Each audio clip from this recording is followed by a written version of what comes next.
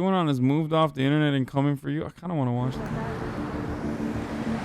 Did we watch this already? Pizzagate's real. Came out about that. Epstein did not kill himself. You have Oprah Winfrey inside of the islands sexually trafficking children. Where did you read that? This is...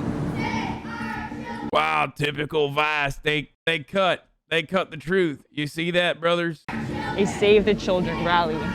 We're seeing people that are wearing some hashtags that refer to the QAnon conspiracy theory. Where we go one, we go all. I see that. Holy fuck, my dude is so sweaty, dude. I'm perspiring because there's pedophiles about. That's a Q reference, right? Are you a supporter of Q? Yeah. QAnon is an expansive set of conspiracy theories that first popped up on the old 4chan message board in 2017. Q claimed to be an intelligence operative with information on a deep state plot. What they're doing now to the kids is horrific. Who's they? Okay. I'm the asking. people that are stealing the kids and doing human trafficking and hurting people. Well, I don't know exactly who. I don't even want to get into that, but there's people doing it. And He's just scared. He doesn't want to say the Jews, dude. He literally doesn't want to say it, but he's like, come on, you know what I'm talking about. They straight up. Okay, pussy, say it. Just say it, bro. Who's doing it? Huh? The central belief is that Democrats and celebrities are trafficking children and drinking their blood. Q continues to drop cryptic posts called breadcrumbs for followers to use as jumping off points for research. It's sick. It's sick what they do. Reba Cheryl is one of more than 70 QAnon supporters who ran as Republicans in the primaries. When Q came on the scene, I saw that this Q was saying the same things I knew to be accurate. Which were? About the fraud and corruption, about the human trafficking, about the treasonous acts that have been going on, the tyranny that exists in the United States and around the world. It's terrible what's been happening. Cheryl put up $350,000 from her own pocket to fund her campaign here in Florida's 21st District, which is home to President Trump. She didn't win, but hasn't given up on her platform. Hi, Will. How are you? Before she could talk with us, she joined her campaign advisor for a political call. Dude, what the fuck is this, dude? I'm sorry, but what is this Agent 47? This dude is not the hate on bald white guys, but I mean, look less like a fucking Nazi, dude. Can you please do something, dude? You literally look like a white supremacist, dude. The phone right now. I mean, he might be. He also might be, but like, now are advocates for the 146 missing soldiers out of Fort Hood, Texas.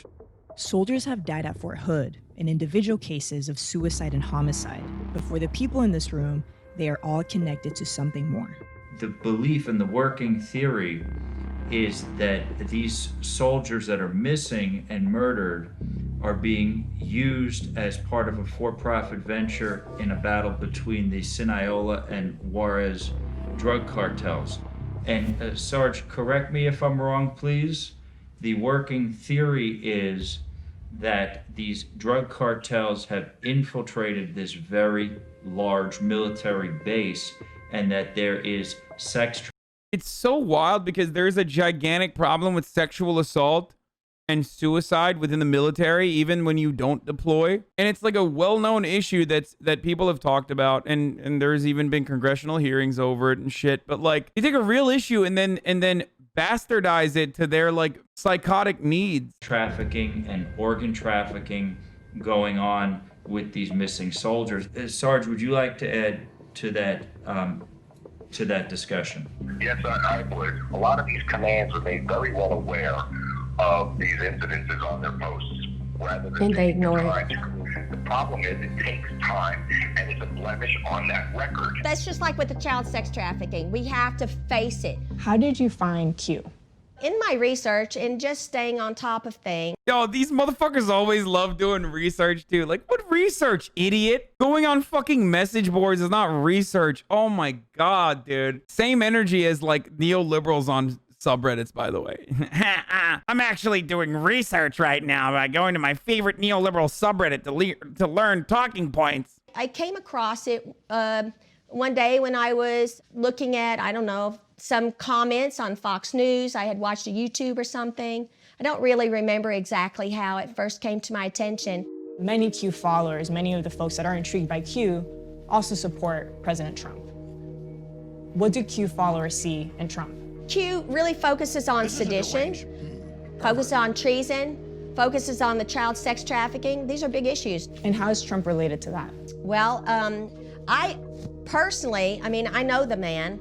I know that he is focused on saving these children. One of the biggest pushbacks against Q is that they're making massive generalizations and characterizations with baseless claims. I deal in facts and evidence.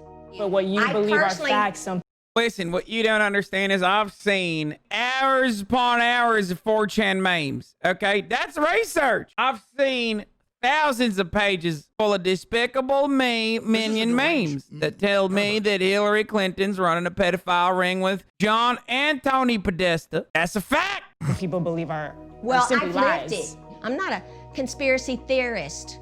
No, I'm a conspiracy realist because I only talk about the things that I know. Murdering and eating the flesh of children, I would love for you to tell us what is the reality behind that. There's some whores in this Who house. is they?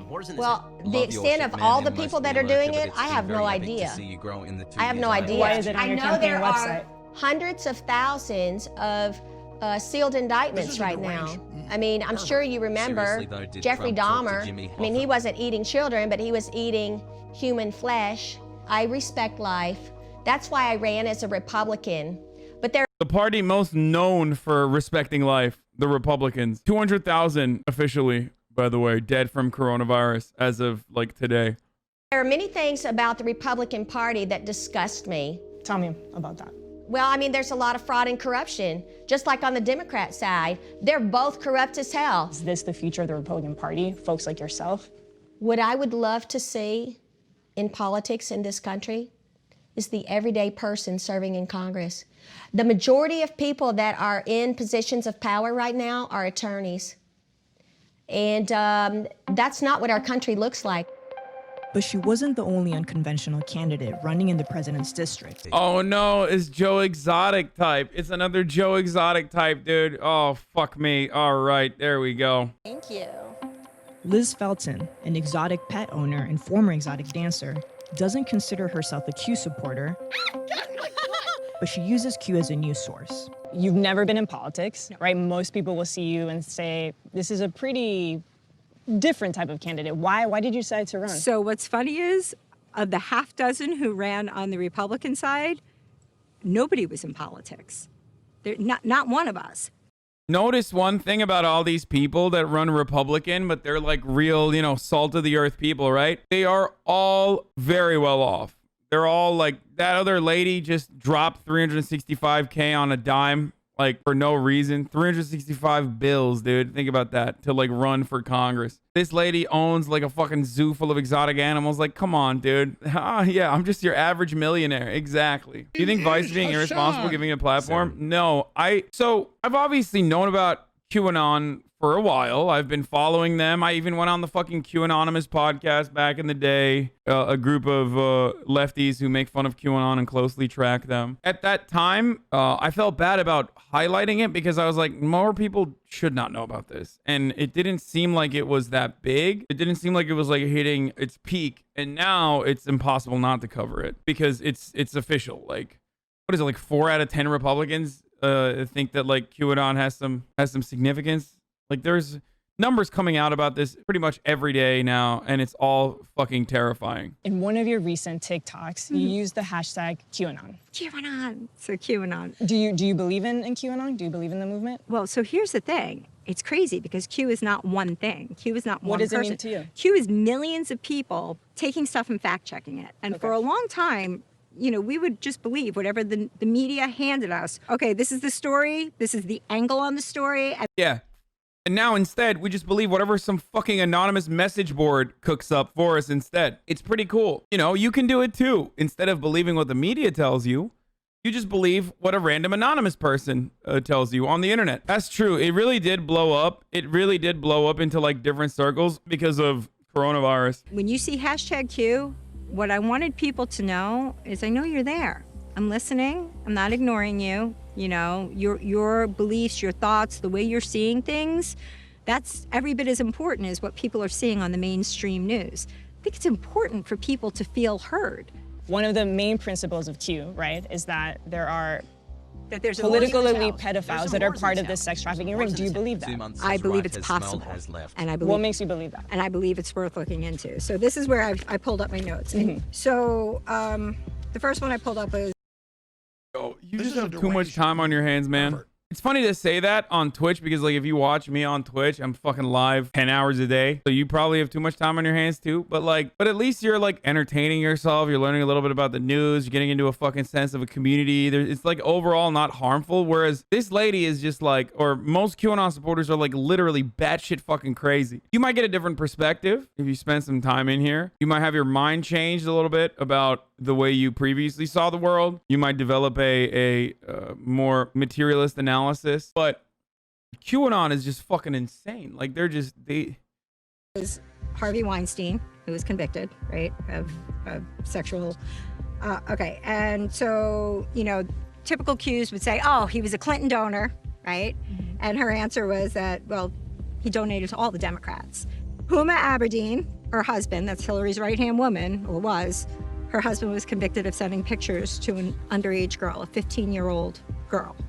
Bill Clinton had denied being on Jeffrey Epstein's island. Pictures have just surfaced of Bill Clinton with one of the victims. We're talking about child sex trafficking, and there's a difference between cases and making a generalization that Democrats are inciting this. How many pedophile-ish, child trafficking-ish people do you have to have around you before people say, we should look into that? And that's what was that photo? I'm saying. I'm not saying that, oh, these are all facts. What I'm saying is that when you get enough questions about something, you go, well, let me look into more. What is she, like the reasonable QAnon supporter? I'm confused. Are there very wealthy and very powerful people who do like weird sex pest shit, and some of them definitely fuck girls and boys under the age of 18? Absolutely. I mean, look no further than the Bunga Bunga parties. Oh my God, I can't believe I'm forgetting Berlusconi.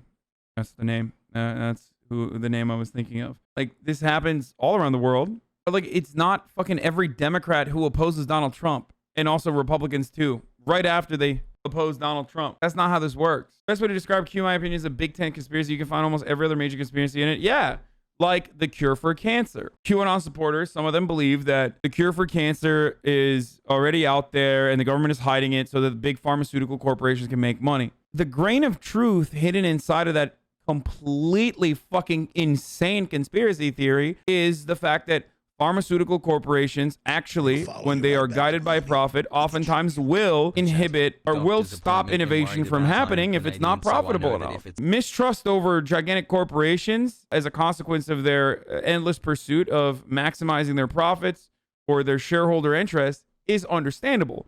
Taking that to a place where you're like, actually, they're hiding the fucking cancer vaccine because they want to make money is psychotic. And the problem, I believe, is it's like Tucker Carlson.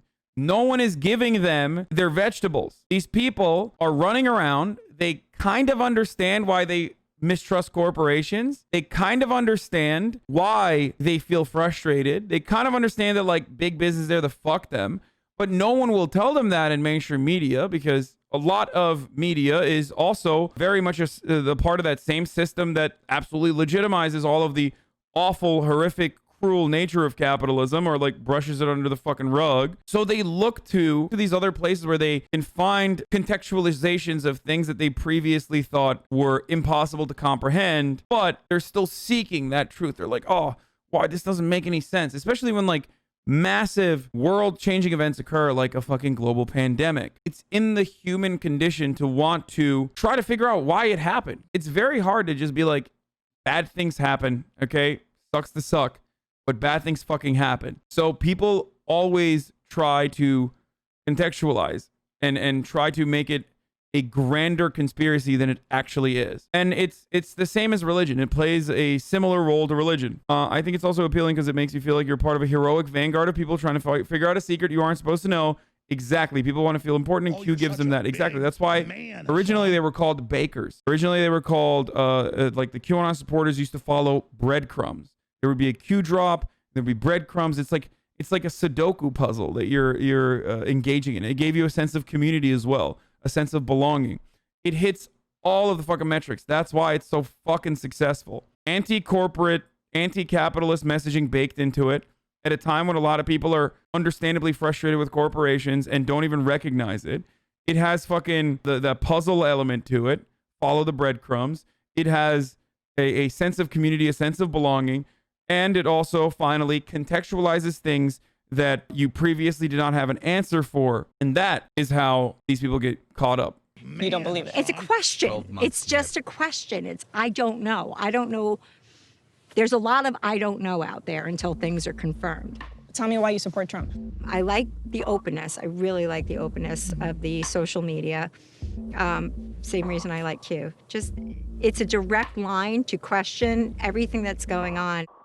The winner of Felton and Cheryl's race was Laura Loomer, a self-described proud Islamophobe. Though she's not a vocal Q follower, I wonder if she walked over there because she's fucking banned from Uber and Lyft. Get wrecked, you psychopath. she used to be a correspondent for InfoWars, a site known for peddling conspiracies.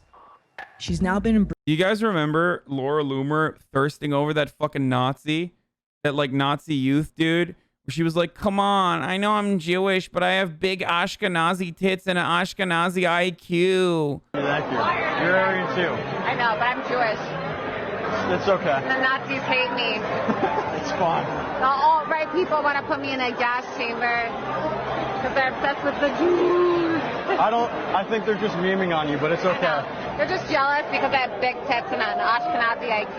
Yes, that's what it is. Yeah. You got it. I was honored on Tuesday to receive a phone call from Ronna McDaniel, the chairwoman of the Republican National Committee, who also paid me some wonderful Oh yeah, she fucking chained herself. She chained herself. She handcuffed herself to Twitter's New York City headquarters. You guys remember that? What a sick fuck. compliments. She told me that I'm a political rock star and a change agent for the Republican Party.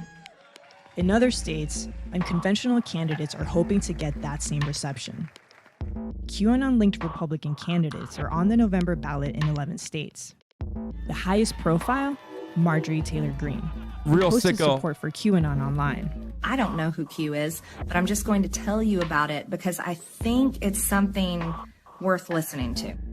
President Trump congratulated her and even invited her to watch him accept the nomination. Why are people so afraid to embrace Q? For the stigma of being labeled a conspiracy theorist. Yeah. And I don't think people want to be labeled that. But if you really do enough research, which is what QAnon recommends every individual does, Yeah. you find out for yourself. And then you decide for yourself, which is what America is. It should be people that think freely for themselves and then decide what they want to believe. As a Q supporter, do you feel like folks in this room support you? I don't know, they support Trump. I support Trump. For QAnon voters, Trump's re-election is essential. Donald Trump is pushing towards an anti-corruption campaign. Q is also pushing an anti-corruption campaign, and they both meet in the middle of government corruption. Just imagine fucking being like, I hate corruption and pedophiles, and then literally fucking voting for Donald Trump. Even if you don't believe the accusations of sexual assault and the numerous things that Donald Trump has said about young women and like how, you know, he loves to watch them get naked and stuff because he owns like fucking Miss Universe and Miss America and shit. Like he's homies with so many fucking pedos, dude. Q is being absorbed into MAGA, thus means that by the time the next election cycle comes, the people of Q will basically be the quintessential average right-winger. There's no doubt QAnon's influence is growing. During the lockdown alone, QAnon Google searches spiked, and membership for QAnon Facebook groups surged, reaching millions. And now, they're meeting up in real life. The Q movement is about truth. Trump represents our country, and there's nothing that will keep me from voting for him. QAnon followers were among those who gathered at the Red Pill Roadshow, a free speech event to celebrate the president's nomination at the RNC. What we've seen so far is that They're not meth heads, dude. They're all like upper middle class fucking white people. That's it. And it's not even just white people. QAnon has also now made its way into like the anti-vaxxer yoga moms and shit too. They know how to suck up other bubbles on the internet and infect it like brain cancer. MAGA and Q are completely intertwined. What started as an internet movement, right, in the dark corners of 4chan or an 8chan, is starting to morph into something that has a physical aspect to it, right? It's people in a space, building a community, and the question is, how will the Republican Party embrace that? There are people that are staunch Republicans that follow QAnon. It does not have an official role in the Republican In your Party. eyes, should it? I don't think so. It's part of where people get information from, which is great. Peter Feeman is a liaison to the Republican National Committee. He helps push the party's platform in Florida.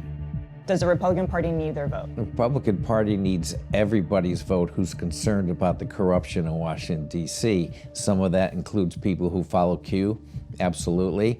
QAnon is slowly revealing things about the deep state and the swamp that people need to know.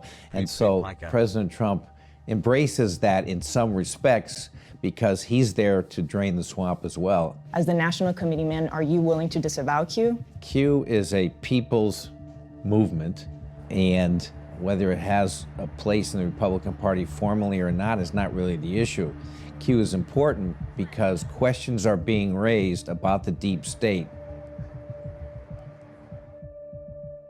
The funniest part is, like, when you talk about deep state or when you talk about the intelligence community, like, they have done so many horrible things and still continue to do so to this day. But, like, if you talk about the NSA wiretapping the entire fucking country and pretty much having access to all of our personal private information.